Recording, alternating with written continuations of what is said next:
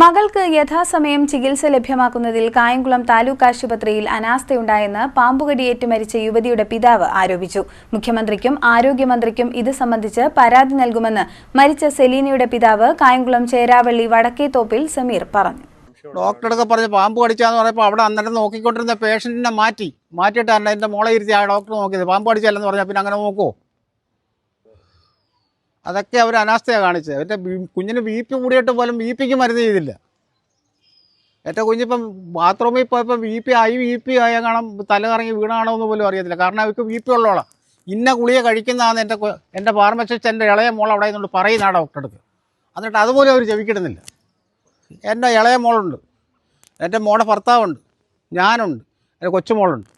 ഞങ്ങൾ 4 പേരേ ഉള്ളൂ. ഈ സംഭവം ഇത്തിരി കഴിഞ്ഞപ്പോഴത്തേക്ക് എല്ലാ ആൾക്കാരും ഹോസ്പിറ്റലിൽ ഓടിയെത്തി.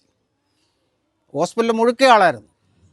ഇപ്പോഴത്തേക്ക് ഞങ്ങളവിടെ കിടന്ന് വേളമായപ്പോൾ ഞങ്ങളെല്ലാം പിടിച്ച് കെട്ടി ഇനി കൊണ്ടുപോയിരുന്നു. ഒന്നും ചെയ്യാനൊത്തില്ല. ബാത്റൂമിൽ എടുക്കാൻ ഒരുപാട് താമസം എടുത്തു.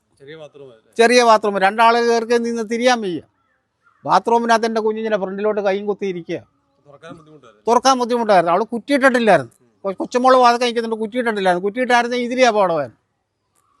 അങ്ങനെയാണ് വെളിയിൽ നിന്നാളിനെ കൊണ്ടുവന്ന് ഞാൻ എടുക്കുമ്പോൾ എൻ്റെ സമയം പോകുമെന്ന് ആലോചിച്ചു. ഇതാണ് നടന്ന സംഭവം.